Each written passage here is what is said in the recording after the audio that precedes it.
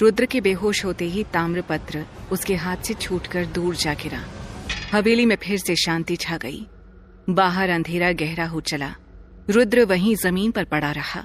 वहीं दूसरी तरफ रक्षिता अस्पताल में बहुत थक गई थी, इसलिए उसने घर आने का फैसला लिया। रात के 10 बज चुके थे। अस्पताल की गलियां सुनसान होने लगी थीं।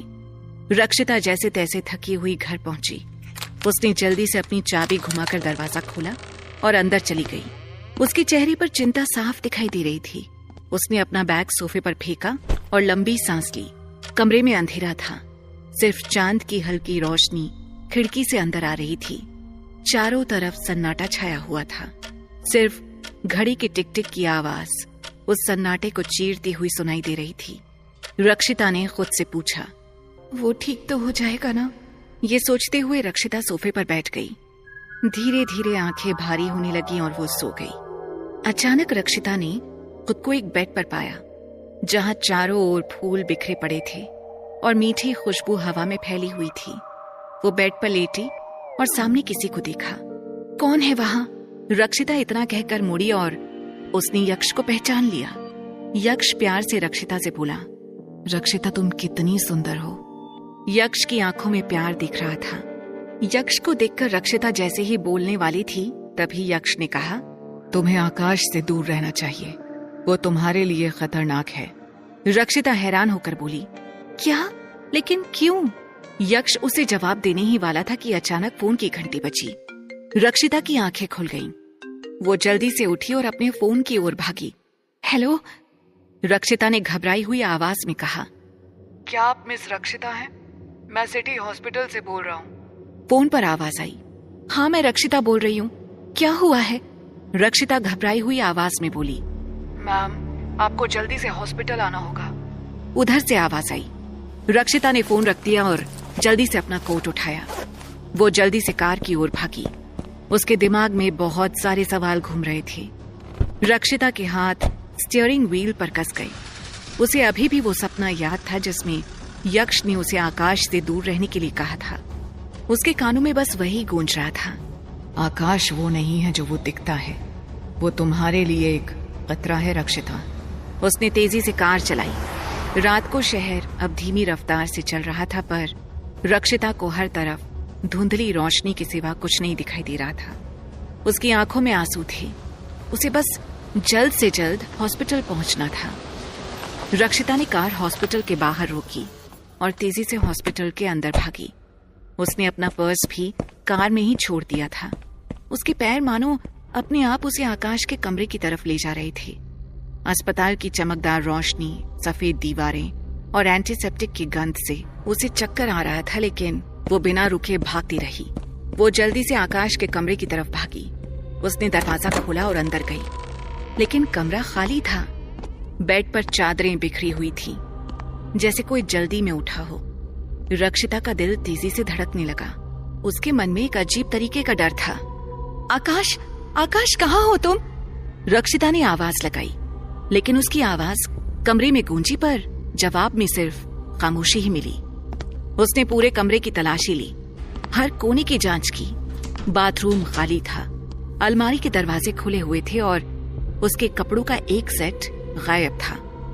रक्षिता को समझ नहीं आ रहा था कि क्या सोचे, क्या करे। क्या आकाश खुद यहाँ से चला गया था? लेकिन क्यों? उसकी नजर बेड के पास की टेबल पर पड़ी। रक्षिता धीरे से टेबल की तरफ बढ़ी और कांपते हाथों से कागज उठाया। ये एक पासपोर्ट था, एक नया बिना इस्तेमाल किया पासपोर्ट। उसने धीरे धीरे उसे खोला। उसकी नजर पहले पासपोर्ट के नाम पर गई। उसका दिल मानो धड़कना ही भूल गया हो। पासपोर्ट पर आकाश का नाम था, लेकिन फोटो किसी और की थी। रक्षिता के होंठ फड़फड़ाए। ये क्या है?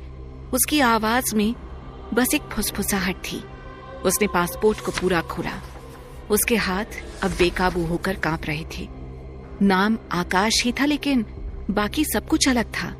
ये कोई और ही था, कोई ऐसा जिसने आकाश की पहचान चुरा ली थी। रक्षिता के दिमाग में अचानक सब कुछ साफ हो गया। उसे धोखा दिया गया था। झूठा, सब कुछ झूठ था। उसकी आवाज एक दर्द भरी चीख में बदल गई थी, जिसमें गुस्सा, दर्द और बेबसी सब कुछ था। उसकी आंखों से आंसू बहने लगे। वो जमीन पर बैठ गई, अपने घुटनों को अपने सीने से लगाकर जैसे खुद को संभालने की कोशिश कर रही हो। उसे समझ नहीं आ रहा था कि वो रोए या अपनी किस्मत पर हंसे, जो आए दिन उसके साथ नए खेल खेल रही थी। कुछ देर के बाद रक्षिता ने खुद को संभाला और अस्पताल से बाहर निकल गई। उसके चेहरे पर अब सिर्फ खालीपन था। कार में बैठने के बाद रक्षिता वहां से वापस अपने घर को निकल गई। रात और गहरी हो चुकी थी और सड़कों पर से गाड़ियां भी गायब होने लगी थीं। थकी हुई रक्षिता ने जैसे ही अपने घर के बाहर कार रोकी, उसकी नजर गेट पर खड़े एक जाने पहचाने चेहरे पर पड़ी। रुद्र, तुम यहाँ? रक्षिता ने कार से उतरते हुए पूछा। उसकी आवाज में हैरानी और थोड़ी सी चिंता थी। मैं तुम्हारा इंतजार कर रहा था, मुझे सब पता चल गया है रक्षिता, रुद्र ने कहा। उसके शब्दों ने रक्षिता के जख्मों पर जैसे नमक छिड़क दिया हो। आकाश, उसकी सच्चाई, उसका धोखा, सब कुछ वापस उसके सामने घूम गया। उसकी आंखें एक बार फिर भर आईं। आकाश, वो, रक्षिता ने कहना शुरू किया, लेकिन उसकी आवाज टूट गई। उसे समझ नहीं आ रहा था कि वो क्या कहे, कैसे बताए उस दर्द को जो उसके दिल को चीर रहा था। रुद्र को किसी और बात की जरूरत नहीं थी, वो सब कुछ समझ गया था। उसने एक कदम आगे बढ़ाया और रक्षिता को अपनी बाहों में भर लिया। दोनों शांत थे। रक्षिता ने अपना सिर उसके कंधे पर रख दिया। रुद्र ने उसे कसकर पकड़ रखा था। उसने उसके बालों को सहलाते हुए धीरे से कहा, शांत हो जाओ रक्षिता, मैं हूं ना तुम्हारे साथ। उसकी आवाज में एक अजीब सी गर्माहट थी, एक सुकून जो धीरे धीरे रक्षिता के दिल तक पहुंच रहा था। धीरे धीरे रक्षिता का रोना कम हुआ। दोनों घर के अंदर गए। रुद्र ने उसे सोफे पर बैठाया और उसके सामने घुटनों के बल बैठ गया। देखो रक्षिता, मैं नहीं जानता कि आकाश ने ऐसा क्यों किया, लेकिन मैं इतना जानता हूं कि तुम उससे बेहतर की हकदार हो। रक्षिता ने उसकी ओर देखा। उसकी आंखों में अब भी आंसू थे। रुद्र ने उसके आंसू पोंछते हुए कहा, तुम स्ट्रांग हो रक्षिता। रक्षिता ने मुस्कुराने की कोशिश की। रुद्र ने अपना हाथ अपनी जेब में डाला और कुछ निकाला। याद है ये? रुद्र ने पूछा। रक्षिता ने देखा और रुद्र से कहा, ये तो वही अंगूठी है जो उस दिन आकाश ने मेरे हाथ से निकाल दी थी, पर ये तुम्हारे पास कैसे? ये मुझे अभी मिली, सोचा तुम्हें पहना दूं।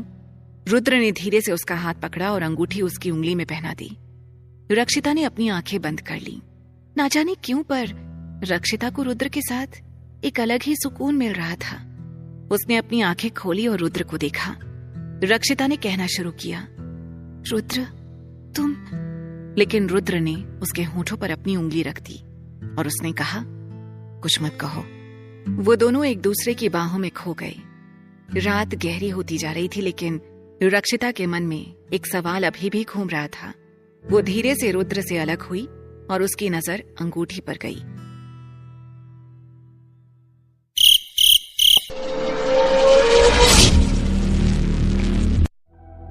उस अंगूठी को देखते हुए रक्षिता सोचने लगी, ये अंगूठी मुझसे कभी नहीं निकली, मगर अब ये कैसे निकल गई और ये रुद्र के पास कहां से आई?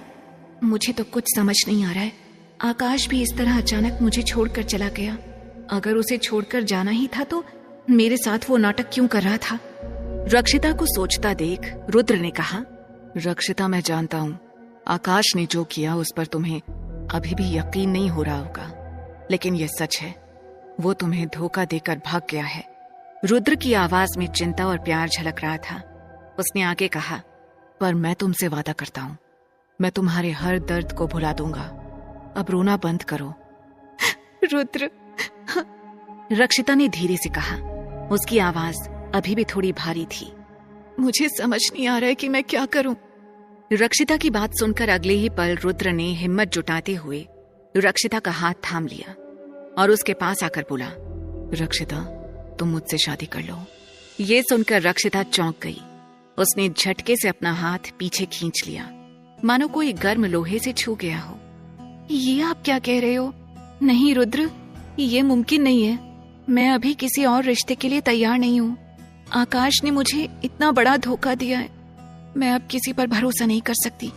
उसकी आवाज में दर्द और बेबसी साफ झलक रही थी। मुझे पता है तुम्हें बहुत दुख पहुंचा है, लेकिन क्या तुम सारी जिंदगी आकाश के धोखे की सजा खुद को देती रहोगी? रुद्र ने कहा। उसकी आवाज में गुस्सा था, पर रक्षिता के लिए नहीं, उस धोखे के लिए जो आकाश ने रक्षिता को दिया था। रक्षिता ने रुद्र की आंखों में देखा। उसकी आंखों में सच्चाई और प्यार देखकर उसका मन एक बार को ये सोचने पर मजबूर हो गया। उसके मन में हजारों ख्याल चल रहे थे। रुद्र ने रक्षिता की चुप्पी को ना समझते हुए उससे कहा, रक्षिता, तुम्हें यह शादी करनी होगी। इस बार उसकी आवाज में प्यार नहीं था, बल्कि कटुता थी। रक्षिता हैरान होकर रुद्र को देखती रह गई। उसने पहले कभी रुद्र को इतना बेरुखी से बात करते हुए नहीं देखा था। रुद्र ने बिना रक्षिता को कुछ कहने का मौका दिए पीछे मुड़ते हुए कहा, अगले 24 घंटे में मैं तुमसे शादी करूंगा। यह मेरा वादा है तुमसे, और तुम्हें मुझसे शादी करनी ही होगी। रुद्र बिना कुछ और कहे वहां से चला गया, रक्षिता को अकेला और उलझन में छोड़कर। उसके जाने के बाद भी उसकी आवाज रक्षिता के कानों में गूंजती रही। रक्षिता अब अपने कमरे में अकेली थी। वो पहले ही बहुत कुछ सह चुकी थी, ऊपर से अब वो अकेली थी। उसके चेहरे पर घबराहट और उलझन साफ झलक रही थी। उसे समझ नहीं आ रहा था कि वो क्या करे। इस वक्त उसे ये भी समझ नहीं आ रहा था कि क्या उसके दिल में रुद्र के लिए कुछ है भी या नहीं। पर वो ये जरूर जानती थी कि उसे रुद्र के पास एक अपनापन महसूस होता है। वो ये सब सोच ही रही थी कि तभी उसका मोबाइल बजा। रक्षिता ने झटके से फोन उठाया। सामने से उसकी माँ की घबराई हुई आवाज आई, बेटा जल्दी घर आ जा, तेरे भाई का एक्सीडेंट हो गया है।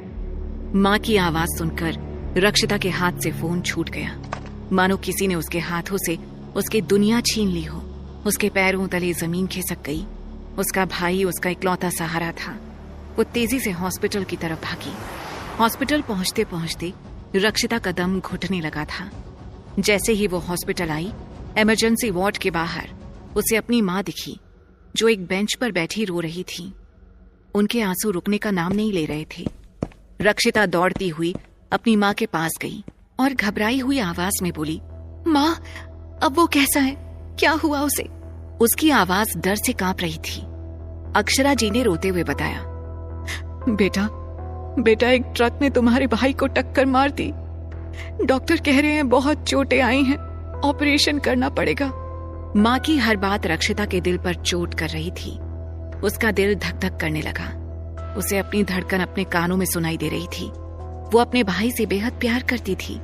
तभी एक डॉक्टर वार्ड से बाहर आए, जो बहुत सीरियस दिख रहे थे। रक्षिता भागती हुई डॉक्टर के पास गई और पूछा, डॉक्टर साहब, मेरा भाई कैसा है? डॉक्टर ने सीरियस होते हुए कहा, देखिए, उनकी हालत बहुत नाजुक है, उन्हें तुरंत ऑपरेशन की जरूरत है। डॉक्टर की बात सुनकर रक्षिता की आंखों में आंसू आ गए। उसने हांफते हुए कहा, ठीक है डॉक्टर साहब, आप जल्दी से ऑपरेशन शुरू कीजिए। डॉक्टर ने एक पल के लिए रुककर कहा, देखिए, ऑपरेशन के लिए 15 लाख रुपए जमा करने होंगे। ये सुनकर रक्षिता के पैरों तले जमीन खिसक गई। वो सोचने लगी, 15 लाख? इतनी बड़ी रकम मैं कहां से लाऊंगी? उसके दिमाग में बहुत कुछ चलने लगा। उसने अपनी सारी जमा पूंजी तो अपने पिता के इलाज और कर्ज को चुकाने में खर्च कर दी थी। उसके पास इतने पैसे नहीं थे। वो लाचार महसूस कर रही थी, मानो जिंदगी ने उसे एक ऐसे मोड़ पर ला खड़ा किया हो जहां से कोई रास्ता नजर नहीं आ रहा हो। अचानक उसे रुद्र के शब्द याद आए, रक्षिता, तुम्हें ये शादी करनी होगी। अगले 24 घंटे में मैं तुमसे शादी करूंगा। उसने सोचा, क्या यही एक रास्ता बचा है जिससे मैं अपने भाई की जान बचा सकती हूँ? क्या मैं अपने भाई के लिए इतना भी नहीं कर सकती? अगर मैं रुद्र से शादी कर लूं तो वो मेरी मदद जरूर करेगा। अगले ही पल ये सब सोचकर उसने अपने कांपते हाथों से रुद्र का नंबर मिलाया। फोन लगते ही रुद्र की आवाज आई, रक्षिता, तुम ठीक हो? रक्षिता कुछ नहीं बोल पाई। उसके गले से आवाज ही नहीं निकल रही थी। उसके आंसू रुकने का नाम ही नहीं ले रहे थे। रुद्र ने परेशान होते हुए कहा, रक्षिता, क्या हुआ है? तुम रो क्यों रही हो? कुछ बोलो। पर रक्षिता केवल सुबकती रही। शादी का ख्याल भी उसे अंदर तक हिला रहा था। वो रुद्र को पसंद तो करती थी, पर शादी के लिए बिल्कुल तैयार नहीं थी। रुद्र ने सिचुएशन को समझते हुए धीरे से कहा, रक्षिता, मैं समझता हूँ कि तुम्हारे लिए ये कितना मुश्किल है, लेकिन तुम्हें शादी के लिए हाँ तो कहना ही होगा। सुना है तुम्हारे भाई के इलाज के लिए भी तुम्हें पैसे चाहिए। रक्षिता ने अपने आंसू पोंछते हुए कहा, हाँ रुद्र, मेरे पास और कोई रास्ता नहीं है। मेरे पास भाई का ऑपरेशन कराने के लिए पैसे नहीं है। रुद्र ने गहरी सांस लेते हुए कहा, रक्षिता, मैं तुम्हारी मदद कर सकता हूँ। मेरे पास पैसे की कोई कमी नहीं है, लेकिन एक शर्त है। रक्षिता उसकी बात को काटते हुए बोली, शर्त? कैसी शर्त? रुद्र ने धीरे से कहा, तुम 24 घंटे के अंदर मुझसे शादी कर लो। रुद्र ने अपनी बात जारी रखते हुए आगे कहा, सोच लो रक्षिता, समय कम है। ये सुनकर रक्षिता ने अगले ही पल फोन कट कर दिया। इस वक्त उसका मन बहुत घबराया हुआ था। वो जानती थी कि रुद्र अमीर है और उसकी मदद कर सकता है, लेकिन उसे रुद्र का ये अचानक शादी का प्रपोजल हजम नहीं हो रहा था। वो सोचने लगी, आखिर रुद्र मुझसे शादी क्यों करना चाहता है? क्या वो सच में मुझे प्यार करता है या कहीं कुछ गड़बड़ है? रक्षिता ने तय किया कि वो रुद्र के बारे में और जानने की कोशिश करेगी और उसके बाद ही फैसला करेगी। उसने अपने भाई को आईसीयू में शीशे से झांक कर देखा। वहां खड़े डॉक्टर और नर्सेज उसे याद दिला रहे थे कि उसे कितनी जल्दी पैसों की जरूरत है। उसने अपने माथे को रगड़ा। टेंशन की लकीरें उसके चेहरे पर साफ दिखाई दे रही थी। रक्षिता ने अपने फोन को फिर से देखा। रुद्र का नंबर अभी भी स्क्रीन पर चमक रहा था, लेकिन फिर उसकी नजर अपने पर्स पर पड़ी, जो लगभग खाली था। उसने एक लंबी सांस ली। रुद्र की मदद उसकी सारी प्रॉब्लम्स का हल हो सकती थी। रक्षिता ने अपने आप को संभाला और आईसीयू की ओर बढ़ी।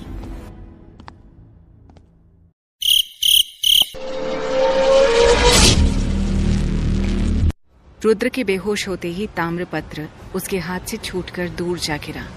हवेली में फिर से शांति छा गई। बाहर अंधेरा गहरा हो चला। रुद्र वहीं जमीन पर पड़ा रहा। वहीं दूसरी तरफ रक्षिता अस्पताल में बहुत थक गई थी, इसलिए उसने घर आने का फैसला लिया। रात के 10 बज चुके थे। अस्पताल की गलियां सुनसान होने लगी थी। रक्षिता जैसे तैसे थकी हुई घर पहुंची। उसने जल्दी से अपनी चाबी घुमाकर दरवाजा खोला और अंदर चली गई। उसके चेहरे पर चिंता साफ दिखाई दे रही थी। उसने अपना बैग सोफे पर फेंका और लंबी सांस ली। कमरे में अंधेरा था। सिर्फ चांद की हल्की रोशनी खिड़की से अंदर आ रही थी। चारों तरफ सन्नाटा छाया हुआ था। सिर्फ घड़ी की टिक टिक की आवाज उस सन्नाटे को चीरती हुई सुनाई दे रही थी। रक्षिता ने खुद से पूछा, वो ठीक तो हो जाएगा ना? ये सोचते हुए रक्षिता सोफे पर बैठ गई। धीरे धीरे आंखें भारी होने लगी और वो सो गई। अचानक रक्षिता ने खुद को एक बेड पर पाया, जहां चारों ओर फूल बिखरे पड़े थे और मीठी खुशबू हवा में फैली हुई थी। वो बेड पर लेटी और सामने किसी को देखा। कौन है वहां? रक्षिता इतना कहकर मुड़ी और उसने यक्ष को पहचान लिया। यक्ष प्यार से रक्षिता से बोला, रक्षिता, तुम कितनी सुंदर हो। यक्ष की आंखों में प्यार दिख रहा था। यक्ष को देखकर रक्षिता जैसे ही बोलने वाली थी, तभी यक्ष ने कहा, तुम्हें आकाश से दूर रहना चाहिए, वो तुम्हारे लिए खतरनाक है। रक्षिता हैरान होकर बोली, क्या? लेकिन क्यों? यक्ष उसे जवाब देने ही वाला था कि अचानक फोन की घंटी बजी। रक्षिता की आंखें खुल गईं। वो जल्दी से उठी और अपने फोन की ओर भागी। हेलो? रक्षिता ने घबराई हुई आवाज में कहा, क्या आप मिस रक्षिता हैं? मैं सिटी हॉस्पिटल से बोल रहा हूँ। फोन पर आवाज आई, हाँ मैं रक्षिता बोल रही हूँ। क्या हुआ है? रक्षिता घबराई हुई आवाज में बोली, मैम, आपको जल्दी से हॉस्पिटल आना होगा। उधर से आवाज आई। रक्षिता ने फोन रख दिया और जल्दी से अपना कोट उठाया। वो जल्दी से कार की ओर भागी। उसके दिमाग में बहुत सारे सवाल घूम रहे थे। रक्षिता के हाथ स्टीयरिंग व्हील पर कस गए। उसे अभी भी वो सपना याद था जिसमें यक्ष ने उसे आकाश से दूर रहने के लिए कहा था।